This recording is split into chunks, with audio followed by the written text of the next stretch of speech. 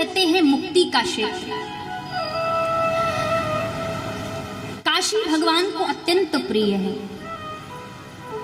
काशी में कोई जीवात्मा यदि अपना शरीर छोड़ता है तो उसकी मुक्ति निश्चित है, उसको महादेव का लोक मिलता है। काशी की इतनी महिमा है। काशी का हर कंकण पवित्र है। स्वयं गंगा जी तो है ही जो स्वयं में पवित्र है, किंतु काशी में जितने शमशान हैं वो शमशान भी पवित्र माने गए हैं।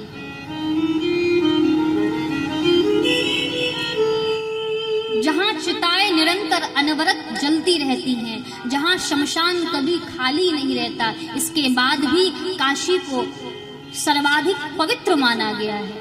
ऐसी है काशी नगरी। क्यों? क्योंकि वहां पर कालों के काल महाकाल विराजमान है। ऐसा माना जाता है कि पूरी सृष्टि नष्ट हो सकती है, पूरी सृष्टि के खत्म होने के बाद भी काशी कभी नष्ट नहीं हो सकती। क्यों? क्योंकि भगवान शिव ने काशी को अपने त्रिशूल में धारण करके रखा है। ब्रह्मा के द्वारा बनाई हुई सृष्टि के भीतर काशी नहीं आती है। काशी क्षेत्र का निर्माण स्वयं भगवान शिव ने किया है, इसलिए काशी की विशेष महिमा है।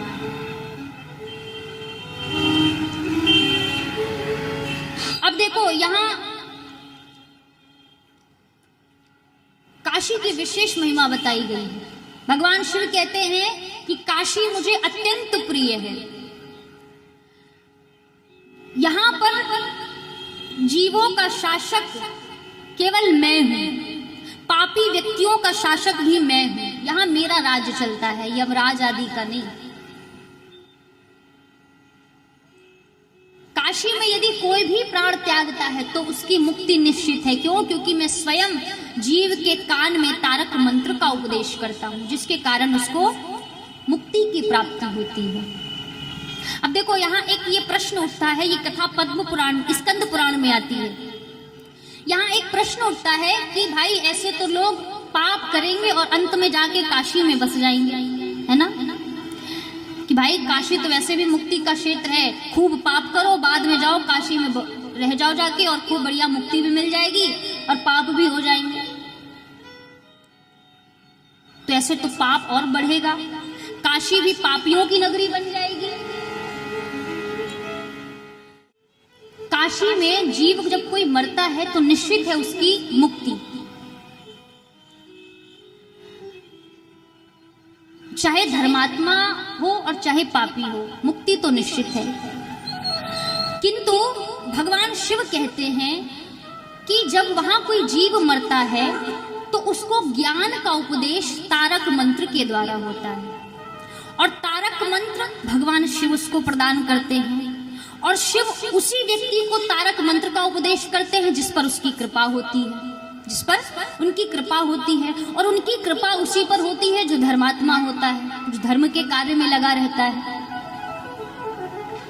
तो काशी में मुक्ति है, लेकिन थोड़ा सा अंतर है। अंतर क्या है? जो धर्मात्मा है उनको तो तुरंत तत्काल मुक्ति प्राप्त होती है, लेकिन जो पापी व्यक्ति हैं उनके लिए ये विधान है कि उनको यमदूतों के द्वारा यातनाएं नहीं सहनी पड़ती हैं, किंतु शिव पार्षदों के द्वारा, शिव दूतों के द्वारा उनको रुद्र पिशाच योनि में जाना पड़ता है, जहां 30,000 वर्षों तक उनको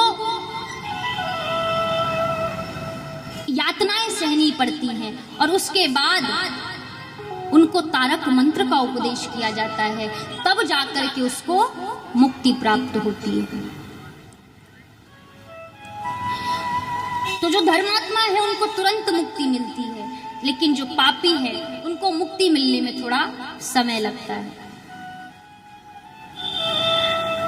काशी 12 नामों से जानी जाती है। काशी की तुम्हारा जितनी महिमा गाई जाए कम है। पहले काशी का नाम था आनंदवन। क्यों? क्योंकि ये भगवान विष्णु की नगरी थी। वहां पर भगवान विष्णु ने हजारों वर्षों तक तपस्या की थी शिव के कहने पर। उसी समय काशी का निर्माण किया था। जब भगवान विष्णु से शिव ने कहा कि तुम तपस्या करो और सृष्टि की रचना करो, तब विष्णु जी ने कहा कि हम तपस्या कहाँ करें, कोई स्थान चाहिए उसके लिए। उस समय भगवान शिव ने काशी की, पंचक्रोश काशी की स्थापना की थी, काशी नगरी का निर्माण किया था। तब वहां पर विष्णु भगवान ने हजारों वर्षों तक तपस्या की थी। भगवान शिव प्रकट हुए पार्वती के साथ, तो विष्णु भगवान से कहा कि वर मांगो। तो भगवान विष्णु ने कहा कि प्रभु मैं चाहता हूं कि सदैव मुझे आपका दर्शन होता रहे। आप ही मुक्ति के दाता हैं, आप ही कल्याण करने वाले हैं, इसलिए आप पार्वती सहित सदा यहाँ विराजमान हो जाइए। और तब से बाबा भोलेनाथ माँ जगत जननी जगदम्बा के साथ वहां पर निवास करते हैं। इसीलिए पहले नाम था आनंदवन, लेकिन जब भगवान शिव वहां विराजमान हो गए तब नाम पड़ा काशी। 12 नामों से काशी जानी जाती है, वाराणसी, अविमुक्त क्षेत्र, आनंदवन, त्रिपुराज नगरी।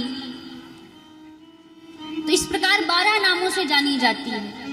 यहाँ कितने हैं जो काशी गए हैं? अच्छा, वाह, लगभग गए हैं। ओ बम बम बोल रहा है काशी, बम बम बोल रहा है। ओ बम बम बोल रहा है काशी, बम बम बोल रहा है काशी, बम बम बोल रहा है काशी, बम बम बोल रहा है काशी, बम बम बोल रहा है काशी।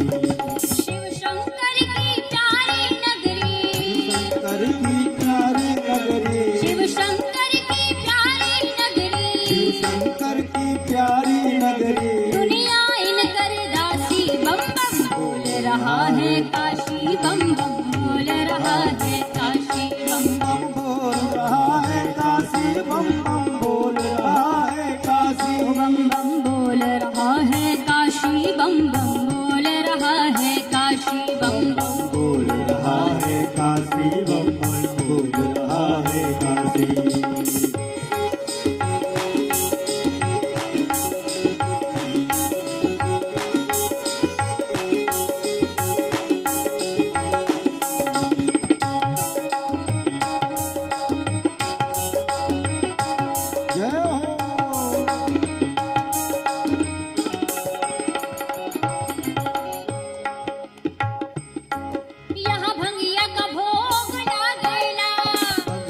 भोग लागेला, यहाँ भंगिया का भोग लागेला, यहाँ भंगिया का भोग लागेला। दर्शन से दुखड़ा भागेला, दर्शन से दुखड़ा भागेला, दर्शन से दुखड़ा भागेला, दर्शन से दुखड़ा भागेला। यहाँ भंगिया का भोग लागेला, यहाँ भंगिया का भोग लागेला। दर्शन से दुखड़ा भागेला, दर्शन से दुखड़ा भागेला।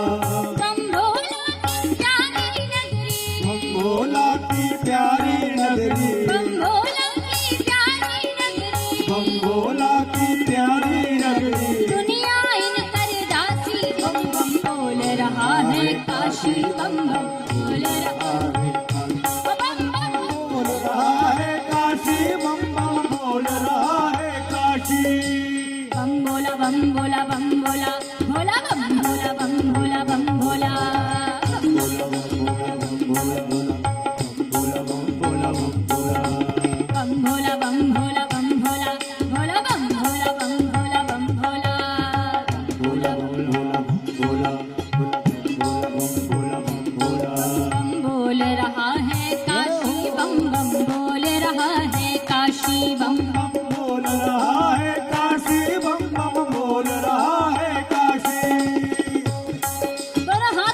मस्ती से तालियों की सेवा करते भाव से गाएंगे।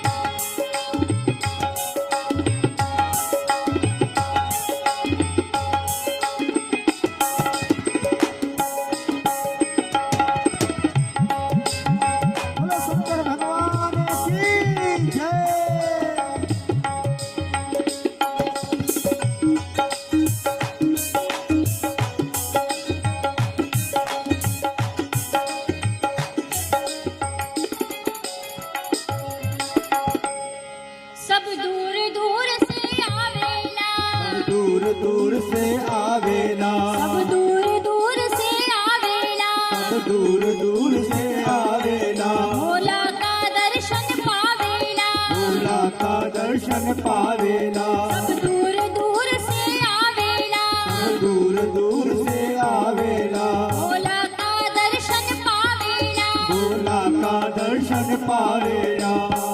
आप ही गाइए वरना ऐसे नींद आने लगेगी। सब दूर दूर से आवेला, दूर दूर से भोला का दर्शन पावेला। सब दूर दूर से आवेला, दूर दूर से आवेला, भोला का दर्शन पावेला। भोला का दर्शन पावेला। अन्नपूर्ण भैरव बाबा, अन्नपूर्णा भैरव बाबा, अन्नपूर्ण भैरव बाबा, अन्नपूर्णा भैरव बाबा। कोई रहा ना बाकी बम रहा है काशी बम बम। बोल रहा है काशी, बम बम बोल रहा है काशी, हम बोल रहा है काशी। बम बोल रहा है काशी, बम बम बोल रहा है काशी। बम बोल रहा है काशी, बम बोल रहा है काशी। शिव शंकर की प्यारी नगरी, शिव शंकर की प्यारी नगरी, शिव शंकर की प्यारी नगरी। शिव शंकर की प्यारी नगरी। दुनिया इन कर दासी, बोल रहा है काशी, बम बम बोल रहा है काशी, बम बम बोल रहा है काशी, बम बोल रहा है काशी। रहा है काशी, बम बम बोल रहा है काशी, बम बोल रहा है काशी, बम बोल रहा है काशी, बम बोला बोल रहा रहा है काशी, बम बोल रहा है काशी।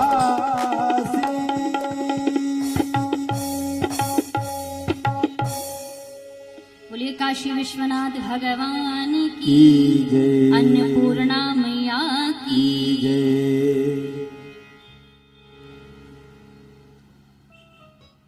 क्या सुना रहे थे?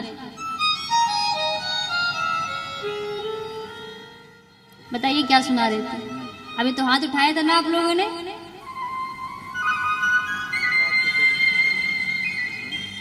एक जगह हम कथा कर रहे थे तो हमने वहां दूसरे दिन पूछा कि कल कथा कहाँ खत्म हुई थी। कल कथा कहाँ से विश्राम हुई थी, कल कथा कहाँ खत्म हुई?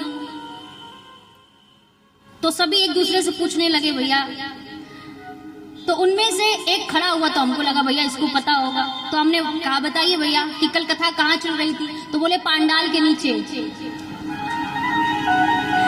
ऐसे महान श्रोता, ऐसे श्रोता आ जाए महाराज एक दो तो फिर वक्ता का तो कल्याण ही है।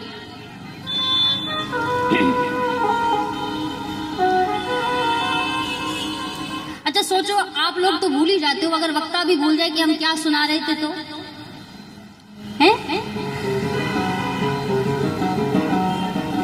भाई भगवान थोड़ी होता है वक्ता, है इंसान ही है। हो जाता है कभी कभी गलतियां हो जाती हैं, बोलना कुछ चाहते निकल कुछ और जाता है। और देखो कथा में लोग गलतियां ज्यादा पकड़ते हैं, हर तरह के लोग आते हैं, है ना। कुछ आते हैं सच में कथा सुनने कि नहीं भैया कथा सुननी चाहिए, कुछ आते हैं वक्ता को देखने कि वक्ता कैसा है, कुछ आते हैं नाचने के लिए, कुछ आते हैं भजन सुनने के लिए, कुछ आते हैं व्यवस्थाएं देखने के लिए, और सबसे बढ़िया वो लोग होते हैं जो आते हैं यहाँ सोने के लिए। भगवान भैरव ने ब्रह्मा जी का एक सर काट दिया, तब काशी में पहुंचे जहां उनको मुक्ति प्राप्त हुई, ब्रह्म हत्या से मुक्ति मिली। अब बारी आई केतकी के पुष्प की जिसने झूठ बोला था। भगवान शिव कहते हैं कि मैंने तुमको अपने सिर पर धारण करके रखा था, तुमने झूठ बोला, ब्रह्मा का साथ दिया। देखो यहाँ पर ब्रह्मा जी को भगवान शिव ने श्राप दिया है क्या कि तुमको बहुत बड़ा बनना रहता है ना, तुमको एक तुम्हारे अंदर बहुत इच्छा है, जिज्ञासा है कि सर्व हमेशा पूजने की, सर्व पूज्यमान बनने की, तो मैं तुम्हें श्राप देता हूँ कि कहीं भी तुम्हारी पूजा नहीं की जाएगी, कोई भी तुम्हारी पूजा नहीं करेगा। इसलिए आपने देखा होगा कि ब्रह्मा जी का मंदिर कहीं नहीं बना है, केवल जो उनके द्वारा बनाया हुआ स्थान है पुष्कर तीर्थ, वहीं पर उनकी पूजा होती है।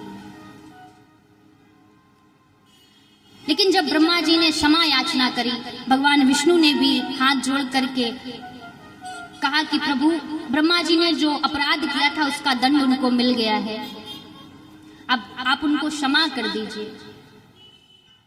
जब ब्रह्मा जी खूब रोए हैं, तब भगवान शिव ने कहा कि ठीक है, वैसे तो तुम्हारी पूजा नहीं होगी, लेकिन जब कहीं यज्ञ आदि होगा तो वहां पे आपकी पूजा अवश्य होगी, वहां पे आपका स्थान अवश्य होगा।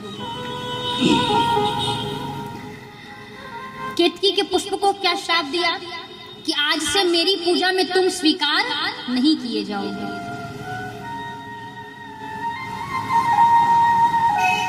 मैं तुम्हें अपनी पूजा में स्वीकार नहीं करूंगा। लेकिन जब केतकी के पुष्प ने यह सुना कि आज से मैं प्रभु की सेवा से वंचित हो गया, तो केतकी का पुष्प रोने लगा, हाथ जोड़ करके प्रार्थना करी, नमस्ते नाथ मे जन्म निष्फलम भवता गया, सफलम क्रियताम तात क्षम्यताम किल्बिषम। कहा प्रभु हमें क्षमा कर दीजिए, मुझसे अपराध हो गया है, ऐसे आप अपनी सेवा से मुझे वंचित ना करिए। भगवान ने कहा ठीक है, जो लोग मेरी पूजा करने के लिए अपने घर को सजाते हैं, मंदिर को सजाते हैं, वहां पर तुम प्रयोग में आओगे, वहां पर तुम शामिल हो सकते हो, किंतु मैं तुमको अपने अंग में स्वीकार नहीं करूंगा। तो तब से केतकी का पुष्प जो है वो भगवान शिव की सेवा से वंचित हो गया। यानी भगवान शिव को सभी पुष्प चढ़ाए जाते हैं, केवल केतकी का पुष्प और चंपा का पुष्प, ये दोनों पुष्प शिव की पूजा में नहीं चढ़ाए जाते।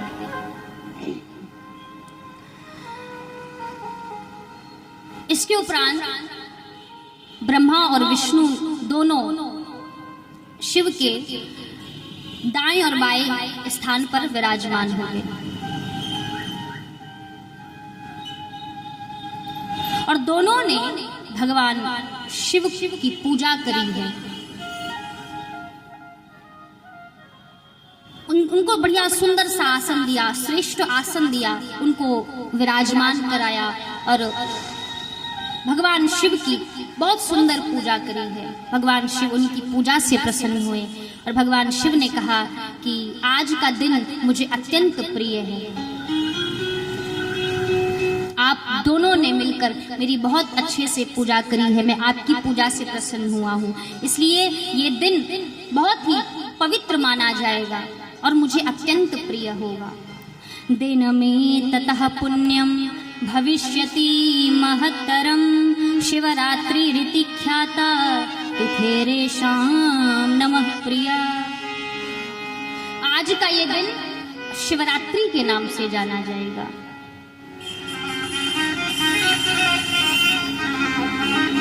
हम समझते हैं कि शिवरात्रि इसलिए मनाई जाती है क्योंकि शिव और पार्वती का विवाह हुआ था, लेकिन नहीं, इस दिन प्रथम शिवलिंग का प्राकट्य हुआ था, इसलिए हम महाशिवरात्रि मनाते हैं।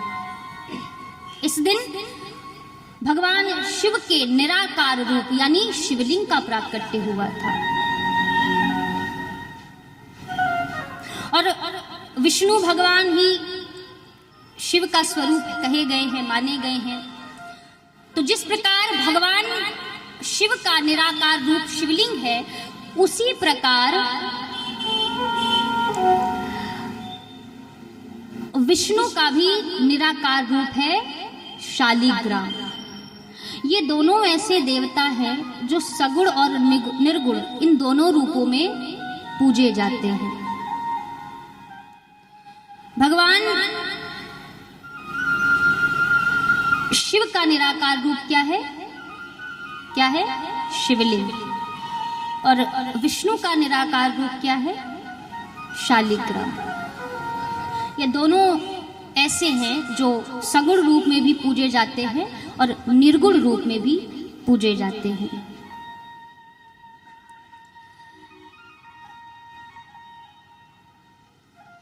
सभी के घर में शिवलिंग होना चाहिए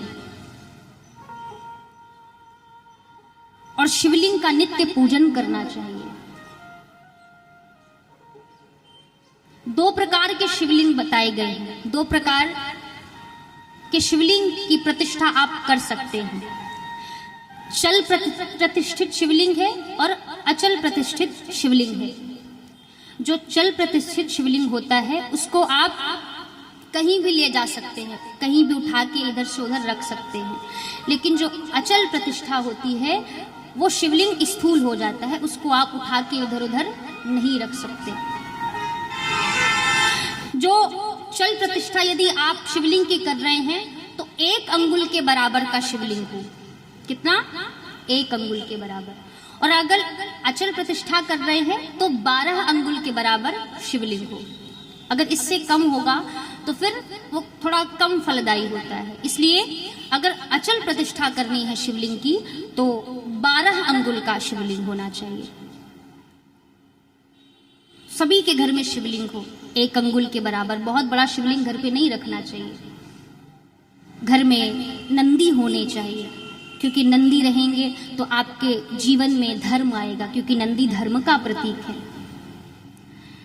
छोटे से गणेश जी की प्रतिमा रखिए, क्योंकि गणेश बुद्धि के देवता माने गए हैं। जब आप गणपति का पूजन करते हैं तो आपको सद्बुद्धि की प्राप्ति होती है। माँ पार्वती की प्रतिमा रखिए। माँ पार्वती के आने से जीवन में जो समस्त मनोकामनाएं हैं वो पूर्ण होती हैं, क्योंकि माँ समस्त मनोकामनाओं को पूर्ण करती हैं। तो शिव पंचायतन को आप अपने घर में भी रख सकते हैं। राजोपचार से शिवलिंग का पूजन करना चाहिए, क्योंकि भगवान शिव कहते हैं कि जहां मेरी प्रतिमा है वहां पर शिवलिंग अवश्य होना चाहिए। यदि शिवलिंग नहीं है, केवल शिव प्रतिमा है, तो फिर मैं पूर्ण नहीं होता हूं। शिवलिंग स्वयं में पूर्ण है। शिवलिंग को किसी विग्रह की आवश्यकता नहीं है। शिवलिंग स्वयं में पूर्ण माना जाता है। इसलिए अगर आपके घर में शिव प्रतिमा है तो शिवलिंग भी अवश्य होना चाहिए। शिवलिंग को किसी विग्रह की आवश्यकता नहीं है, वो स्वयं में पूर्ण माना जाता है। राजोपचार से शिवलिंग का पूजन करना चाहिए। और अगर आप राजोपचार से नहीं कर सकते हैं तो महाराज आपके पास जो भी सामग्रियां हो उनसे आप शिव का पूजन करिए, क्योंकि हमारे बाबा भोलेनाथ तो बहुत साधारण से देव हैं। उनको बहुत ज्यादा टिटरम पसंद नहीं है। और जो देवता है उनके लिए तो बहुत सी विधियां बताई गई हैं, है ना, कि ये चढ़ाइए, ये चढ़ाइए, ये चढ़ाइए। इनकी भी पूजा में विधियां हैं, लेकिन कहा अगर कोई भी सामग्री नहीं है, 1 लोटे में जल लेकर के आप ओम नमः शिवाय का जाप करके अगर शिवलिंग पर जलाभिषेक करते हैं तो भगवान शिव उतने में ही आपसे प्रसन्न हो जाते हैं।